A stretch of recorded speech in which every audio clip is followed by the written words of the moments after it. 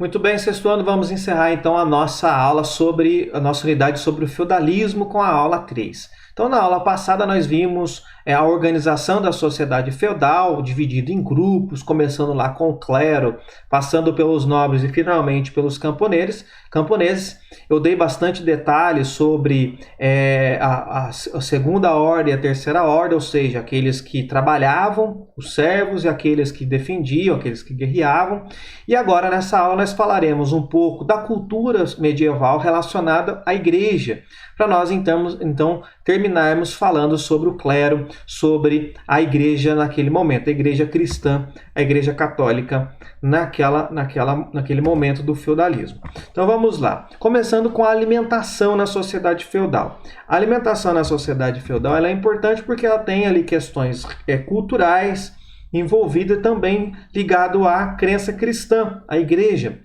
A cultura alimentar estava diretamente ligada à crença cristã, porque o pão e o vinho vão ser considerados alimentos sagrados e, portanto, vão ser bastante consumidos pelas pessoas. Para se ter, então, o pão e o vinho, eles, então, se dedicavam no cultivo tanto do trigo quanto da uva, porque eram produtos bastante valorizados. Em alguns terrenos que não era muito bom para a produção de trigo, eles produziam a cevada, a aveia e o centeio, que também são cereais que permitem a produção de pão. Então, através desses cereais, eles produziam o pão. Já a nobreza tinha acesso à carne que eles caçavam. As caçadas eram muito importantes para a nobreza, gente, porque além de usar a caça para alimentação, era uma oportunidade também para a nobreza treinar para a guerra. Vocês se lembram da aula anterior que eu disse que a guerra era uma exclusividade da nobreza. Então, a caçar servia como uma espécie de treinamento para as guerras. Por isso, as caçadas eram uma atividade exclusiva da nobreza. Portanto, camponeses, vilões, essas pessoas não caçavam, eram proibidas de caçar. Porque as florestas que existiam eram preservadas justamente para garantir que tivesse animais suficientes para caça. Então, alguns dos animais que eles caçavam eram javalis, fazões, perdizes, gansos selvagens, ou seja, mamíferos e grandes aves, eles caçavam para alimentação.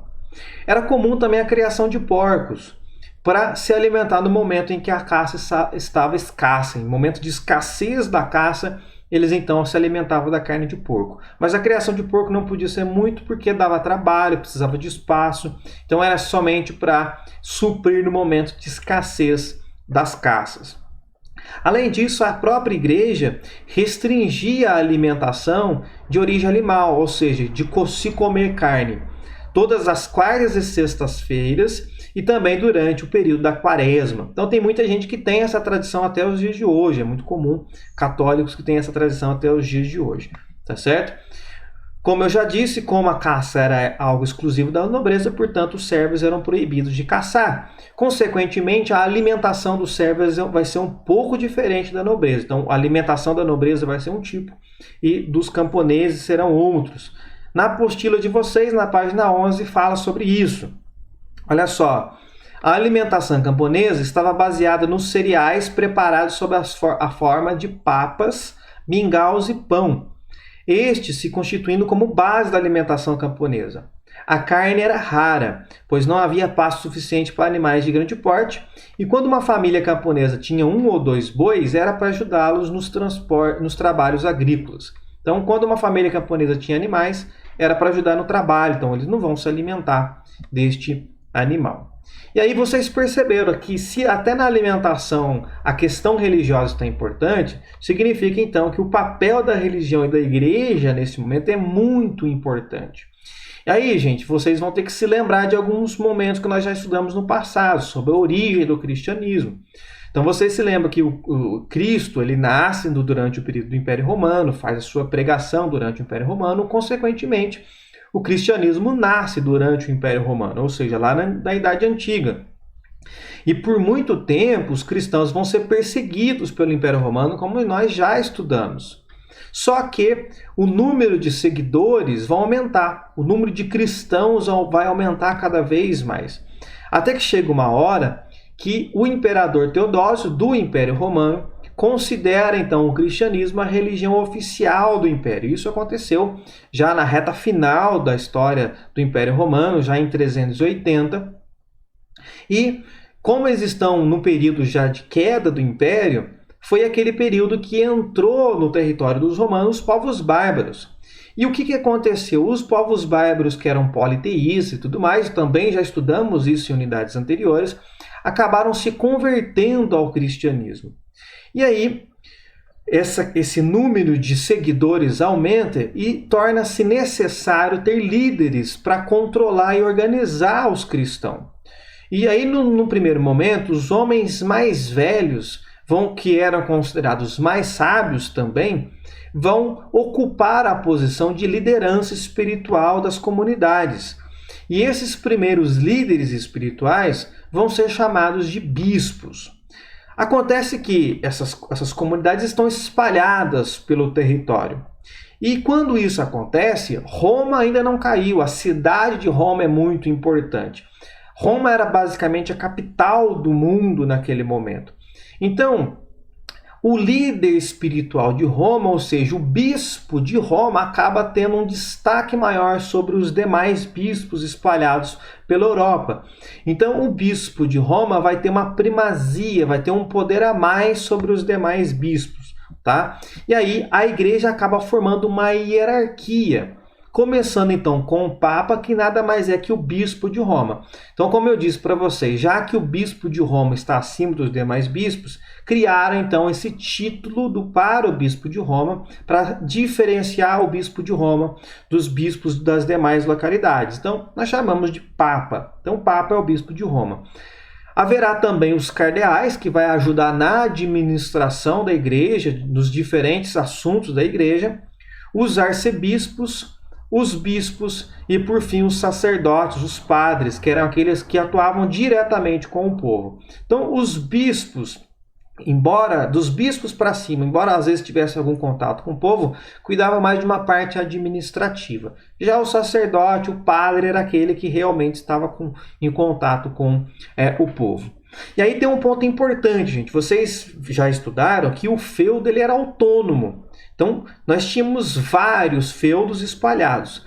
E cada feudo tinha autonomia para fazer as suas próprias regras, ter o seu próprio exército, ter as suas próprias leis, porque tinha o seu próprio líder, tinha o seu próprio senhor feudal. Então, o que você percebe é que o poder político está descentralizado, ou seja, ele não está concentrado na mão de uma pessoa só. O poder está dividido na mão de vários senhores feudais. Mas a igreja é uma só. E essa igreja, quando vai constituir esta hierarquia, então, a partir do Papa que está lá em Roma, quando ele determina alguma coisa, divulga alguma regra, alguma norma, ela vai descendo, partindo então do Papa, vai descer dos cardeais, dos arcebispos, dos bispos e dos sacerdotes que estão espalhados em todos os feudos. Então, embora os feudos tenham autonomia, não precisa de um do outro para sobreviver, a igreja está presente em todos eles. Então, os ensinamentos que a igreja ensinava eram os mesmos para todos os seguidores em todos os feudos. Então, quando se tratava de regras do dia a dia, a regra de um feudo podia ser diferente da do outro feudo porque os senhores feudais são diferentes. Mas quando se tratava de regra religiosa, era a mesma para todos, porque a igreja é a mesma em todos os lugares. E daí que faz muito sentido o nome da igreja ser igreja católica, porque a palavra católica, como vocês já sabem, significa universal. Ou seja, é a igreja que está em todo lugar. Ela é única em todos os lugares, ela é universal. Tá certo? Então, embora o mundo europeu esteja desfragmentado, esteja separado, dividido em pedaços, a igreja é uma só em todos os lugares. Portanto, é a igreja que liga essa sociedade feudal. Se politicamente, socialmente, ela está dividida em pedaços, em termos de religiosidade, ela está ligada. Então, é a igreja que liga toda essa sociedade. Tá certo? Portanto, a igreja ganha um poder muito grande nesse momento. E aí é claro que ela está muito confortável com a sociedade neste modelo. Portanto, ela vai defender que essa sociedade se perpetue, ou seja, que essa sociedade tenha pouca mobilidade, que essa sociedade permaneça como está. defendendo que a posição do indivíduo seja determinada no nascimento. Camponês nasce, o camponês vai morrer camponês, o nobre vai morrer nobre, e assim por diante, porque isso vai ser a vontade de Deus para as pessoas, tá certo? Então tem que ser assim, não pode mudar, cada um exercendo a sua função. E aí uma coisa importante também é que a igreja vai difundir a prática de doação de bens, de fazer doações. E aí vejam só, quando se doa um bem para a igreja, na verdade a igreja representa a Deus. Então é como se estivesse fazendo uma oferta, não necessariamente para a igreja, mas para Deus. Como Deus tem a igreja como representante, então claro que essa oferta vai para a igreja. O que se tinha de mais valioso naquele momento? Ora, o que se tinha mais valioso nesse momento é terra. Portanto, o que as pessoas vão doar para a igreja? Aqueles, claro, que possuem, que têm essa condição. Vão doar terras para a igreja, doam pequenos pedaços de terra para a igreja. Mas como a igreja está presente em todos os lugares, ela recebe doação em todos os lugares. De forma que a igreja, no período medieval, vai se tornar uma grande proprietária de terra, num período em que terra é sinônimo de riqueza, riqueza é sinônimo de poder. Portanto, a igreja ela é uma grande proprietária de terra, portanto, ela é muito poderosa porque ela é muito rica. Tá certo?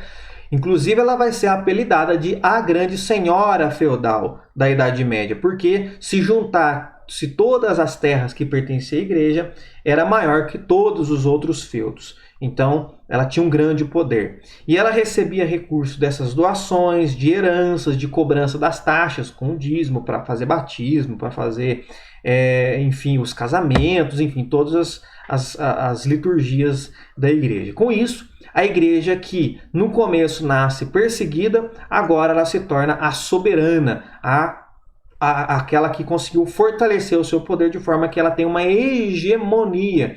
Ou seja, ela exerce poder, ela está acima de todos. E aí, o clero, como está presente em todos os lugares, vai ser responsável, então, pela educação das pessoas, pela cultura.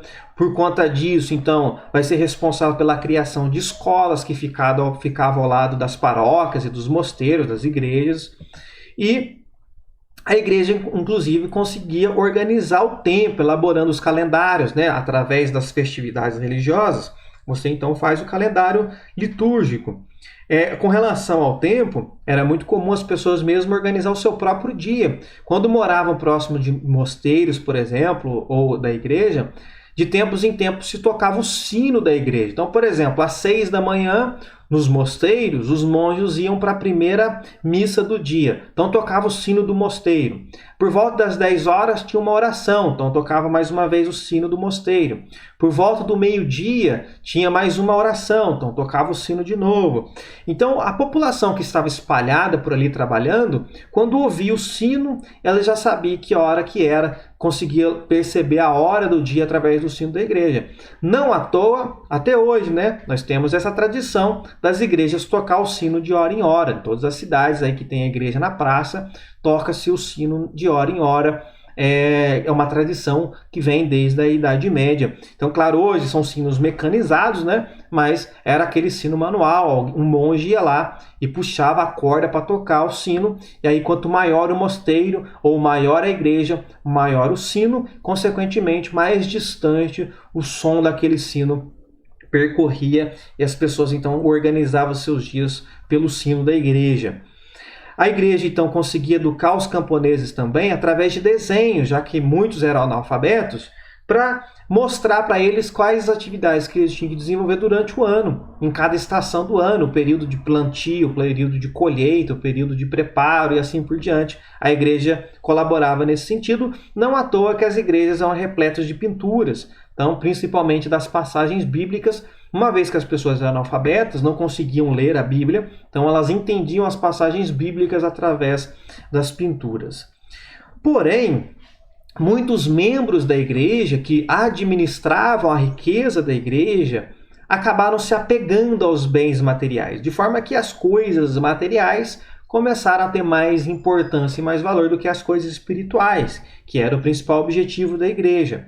E isso vai gerar algumas críticas. Alguns leigos, ou seja, pessoas que não pertenciam ao clero da igreja, não estudaram para ser sacerdotes da igreja, e alguns membros do clero que eram críticos a essa abertura para os bens materiais, vão criticar a postura da igreja e vão criar as chamadas ordens religiosas. Então vai surgir as ordens religiosas que tinham como objetivo afastar os seus membros das questões mundanas. Então, afastar o fiel, aquelas pessoas, das questões materiais. E aí, a igreja acabou dividindo entre o clero secular, que era aquele que tinha contato com as pessoas e cuidava da administração da igreja, que eu já disse para vocês agora há pouco, começando lá com o Papa, que é o chefe, os cardeais, os arcebispos, os bispos, sacerdotes, assim por diante. E agora vai surgir, com essas ordens religiosas, o chamado clero regular. O clero regular é aquele que seguia rigorosamente as regras. Regular porque seguia as regras com mais rigor. Então, dentro dos mosteiros, esse clero regular vivia em constante oração, meditação e se afastava dos fiéis para não se contaminar com as questões mundanas, com os desejos mundanos. Então, eles ficavam fechados ali para dedicar a sua vida exclusivamente à religião. E esse clero regular, gente, os monges que vão surgir, já que eles não são padres, então eles vão morar nos monastérios, vão ser chamados de monges. Eles foram muito importantes para a história, porque nesses monastérios eles se dedicavam ao estudo, portanto eles criaram muitas bibliotecas. E aí para ter os livros, as obras nas bibliotecas, eles precisavam copiar as obras de bibliotecas de outros mosteiros, de forma que virou uma prática muito comum fazer a cópia dos documentos. E é por conta disso que muitas obras científicas, literárias lá da antiguidade, principalmente dos gregos e dos romanos antigos, conseguiu chegar até os nossos dias. Porque, é claro, aquelas obras da antiguidade, com o passar do tempo, elas iam se estragar, iam desaparecer. Aqueles papéis primitivos apagavam, desgastavam. Mas por que chegou até os dias de hoje? Porque esses monges copiavam. Ainda não existia imprensa, não tinha impressora, então tudo era copiado à mão, de forma que eles faziam muitas cópias do mesmo documento. Inclusive, isso ajudou para nós entendermos se aqueles documentos eram originais ou não. Bastava pegar uma grande quantidade de cópias, fazer uma comparação, aí aquelas palavras, aquele formato mais presente, mais frequente, considera-se como o original, como o verdadeiro. E isso ajudou, inclusive, para a preservação dos textos bíblicos, evidentemente, porque eles copiavam os textos bíblicos, mas também de obras científicas, filosóficas, literárias da antiguidade. Alguns exemplos dessas ordens religiosas é as ordens dos franciscanos, dominicanos, beneditinos, que se destacaram não só nesta organização e tudo mais, mas também porque atuavam fortemente na educação, na catequização e também na caridade, cuidando dos mais pobres, dos mais oprimidos daquela sociedade. Então, deu para vocês perceberem que essa parte final da Idade Média tem características muito próprias e que o grande destaque desse período vai ser a igreja. E isso é uma informação muito importante porque nas próximas aulas, nos momentos futuros, que nós abordaremos a questão da igreja, esta informação é muito importante, que a igreja que saiu de um pequeno grupo perseguido lá em Roma, agora domina praticamente toda a Europa e é a mais rica de toda a Europa.